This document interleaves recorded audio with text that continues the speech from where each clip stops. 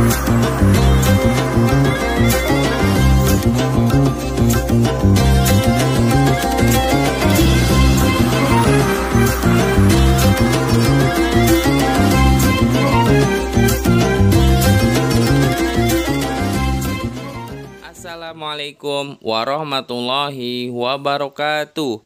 Apa kabar anak-anak soleh dan soleha? Semoga selalu dalam keadaan sehat walafiat. Amin.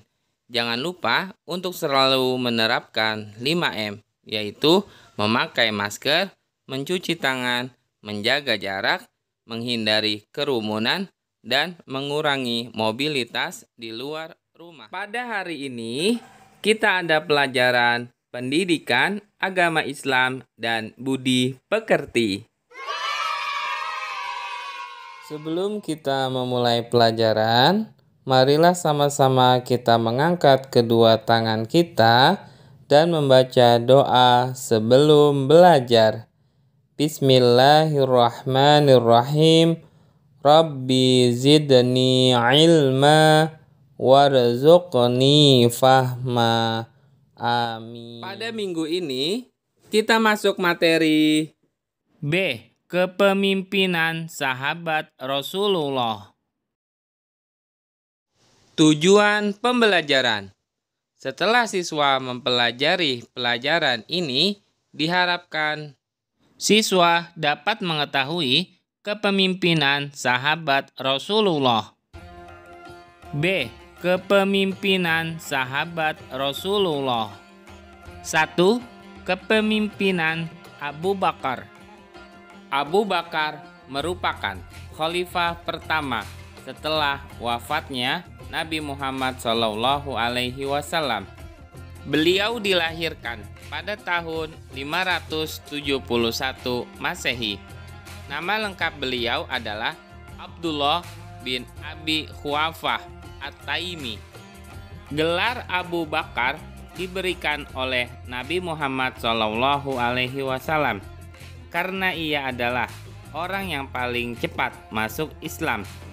Sedangkan gelar As-Siddiq diberikan juga oleh Nabi Muhammad SAW karena ia selalu membenarkan perkataan dan perbuatan Nabi Muhammad SAW dalam berbagai peristiwa, terutama membenarkan peristiwa Isra dan Mi'raj.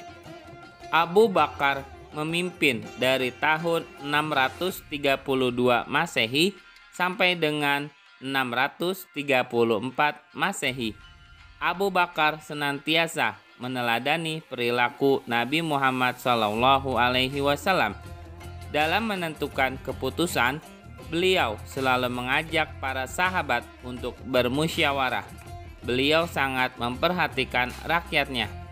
Beliau selalu membantu rakyat yang kekurangan. Pernah suatu ketika datang kepadanya seorang wanita kampung bernama Unaisar dan berkata, "Hai Abu Bakar, apakah engkau masih dapat menolong kami memerah susu kambing seperti sebelum menjadi khalifah?" Jawab Abu Bakar, "Insya Allah, aku akan tetap bersedia menolong kamu." Meskipun Abu Bakar sudah menjadi pemimpin negara, beliau tidak sombong dan masih mau memerah susu untuk rakyatnya di kampung. Abu Bakar As-Siddiq adalah sahabat Rasulullah yang setia. Beliau yang menemani Rasulullah saat hijrah ke Madinah. Bahkan beliau yang menemani Rasulullah SAW dalam setiap peperangan. Karena banyaknya mujahidin penghafal Al-Quran yang wafat saat peperangan, Abu Bakar As-Siddiq bermusyawarah dengan sahabat yang lain untuk mempelopori pembukuan Al-Quran. Selain itu, Abu Bakar juga mempunyai sifat yang pemberani dan pantang menyerah. Beliau memerangi orang yang keluar dari agama Islam atau murtad setelah Nabi Muhammad SAW wafat. Beliau juga memerangi nabi-nabi palsu. Di antaranya adalah Musailamah Al-Kadzab, Aswad Al-Ansi, Sajjah, dan Tulaiha. Abu Bakar As-Siddiq juga memiliki sifat lemah lembut, sabar, dan berhati tenang. Namun, beliau juga tegas. Ketika banyak yang tidak mau membayar zakat, dengan tegas beliau memeranginya. Kemudian, Abu Bakar As-Siddiq juga memiliki sifat dermawan, rendah hati, dan memperhatikan rakyat. Beliau pernah menginfakkan hartanya di jalan Allah. Untuk kesejahteraan rakyatnya, beliau mendirikan Baitul Mal, yaitu suatu lembaga yang mengurusi kas dan keuangan negara.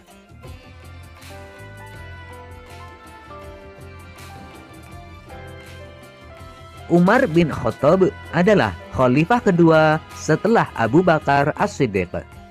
Beliau mempunyai nama lengkap Umar bin Khattab bin Abdul Uzza. Umar bin Khattab menjadi khalifah selama 12 tahun, yaitu sejak tahun 634 Masehi sampai dengan 644 Masehi. Sebelum masuk Islam, beliau selalu menentang dakwah Rasulullah Shallallahu Alaihi Wasallam.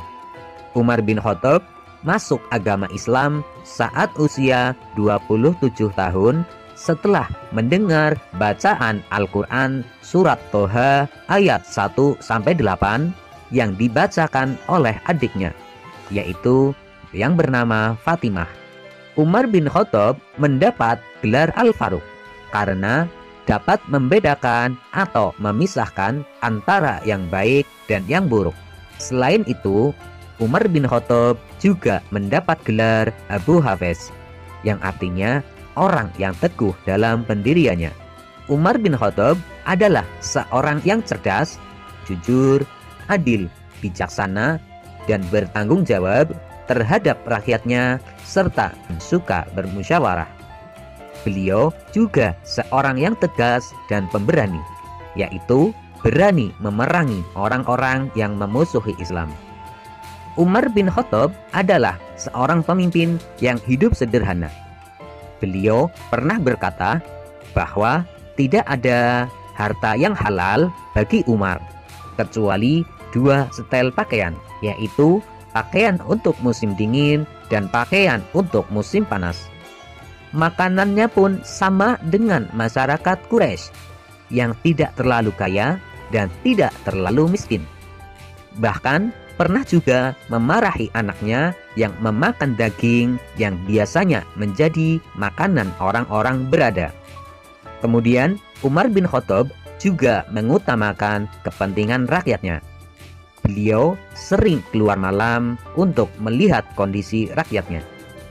Selain itu, Khalifah Umar bin Khattab tidak mau menggunakan fasilitas negara untuk kepentingan pribadi dan keluarganya, walaupun hanya sebatas cahaya lampu. Umar bin Khattab berperan besar dalam perkembangan dakwah Islam. Pada masa pemerintahannya mengalami perluasan wilayah secara besar-besaran, atau disebut dengan Futuhul Islamiyah. Di antaranya adalah negara Syuriah, Damaskus, Baitul Maqdis, Persia, dan Mesir. Selain itu, Umar bin Khattab juga memperbaiki struktur dan lembaga negara.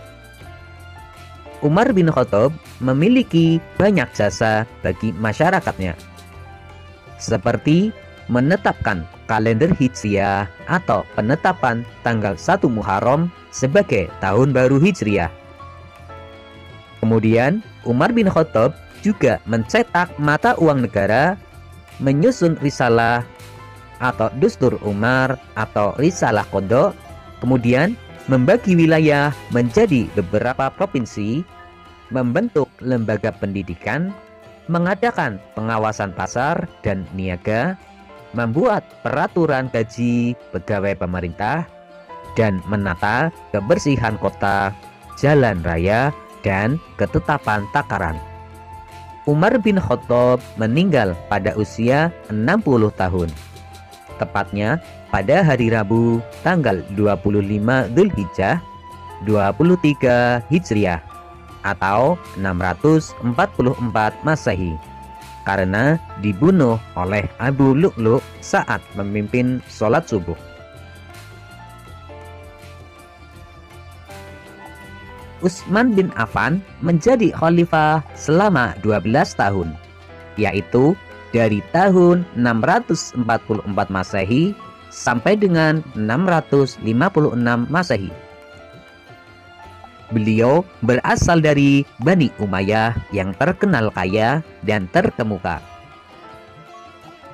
Utsman bin Affan memiliki sikap sabar, santun, dan sangat soleh. Beliau selalu berusaha untuk meringankan beban kaum sesama muslim dan tidak ingin merepotkan orang lain. Jika beliau hendak sholat malam atau sahur, beliau tidak mau membangunkan pelayannya. Utsman bin Affan juga dikenal sebagai orang yang kaya raya, rendah hati, dan dermawan. Bukti kedermawanannya adalah pada masa pemerintah Abu Bakar, beliau pernah memberikan gandum yang diangkut dengan 100 onta untuk membantu kaum miskin yang menderita di musim kering. Selain itu, Utsman bin Affan juga membeli sumur milik kaum Yahudi untuk kepentingan masyarakat. Kemudian di masa pemerintahannya, Utsman bin Affan melakukan kodifikasi atau menyusun atau membukukan kitab Al-Quran karena beliau khawatir akan terjadi perbedaan Al-Quran. Kemudian beliau membentuk panitia penyusunan Al-Quran yang diketuai oleh Zaid bin Sabit dengan anggotanya Abdullah bin Zubair dan Abdurrahman bin Haris. Panitia tersebut bertugas menyalin ulang ayat-ayat Al-Quran dalam sebuah buku yang disebut mushaf dan diperbanyak 4 buah eksemplar. 1 buah disimpan di Madinah yang disebut mushaf Al-Imam atau mushaf Utsmani.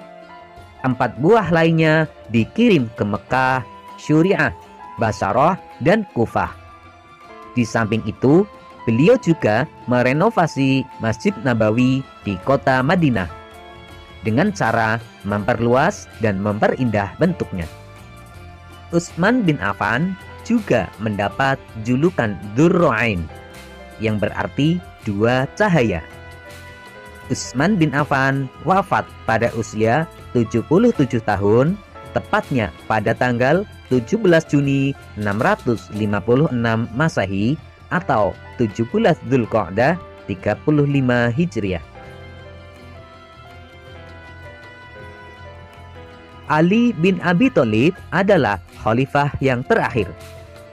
Ia merupakan anak dari paman Rasulullah Shallallahu Alaihi Wasallam, yaitu Abu Thalib yang selalu membela dakwah Nabi Muhammad Shallallahu Alaihi Wasallam.